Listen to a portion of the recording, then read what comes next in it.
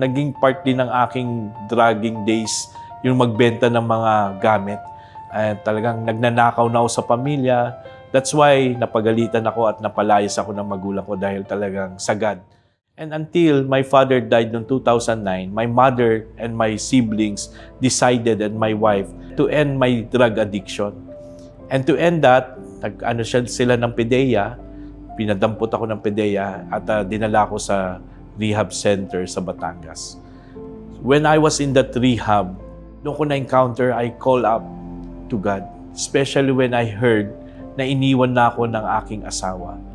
I asked God in heaven. Sabi ko, if you are real, I want to know you.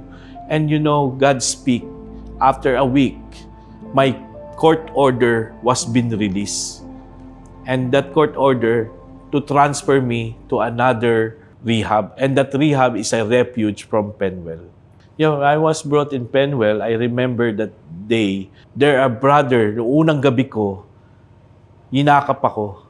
He accepted me and he said, "Kapatid, magtiwala ka lang sa Diyos dahil sa Diyos may tunay at buhay na pag-asa." Nung panahon yon, tinanggap ko ang Panginoon. Habang nakahiga ako sa kama ko, iyak ako ng iyak.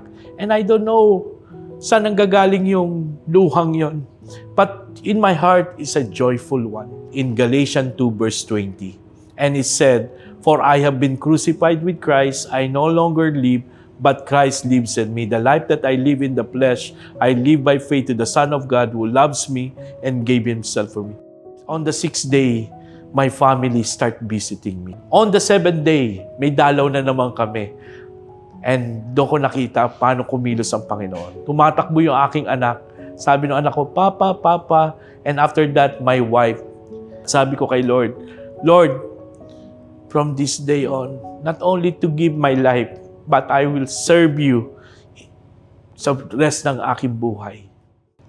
Kapatid, kung anong sitwasyon ng buhay mo, katulad ng na-experience ko, I think this is the best time to reflect. Mahal ka ng Panginoon, may plano siya sa iyo. He has a mighty plan for you, a mighty purpose for you. Ang tanong lang, kapatid, are you willing to accept it? Because if you will accept it, kapatid, hindi lang ikaw babaguhin ng Diyos. Ipapakita sa iyo ng Diyos yung tamang direksyon. Ang katulad ko, dating addict, dating naligaw ng landas, binago ng Diyos at ngayon binibigyan ng mga pagkakataon to glorify Him, to praise Him. Sana kapatid, ma-experience mo rin to. Saved to serve.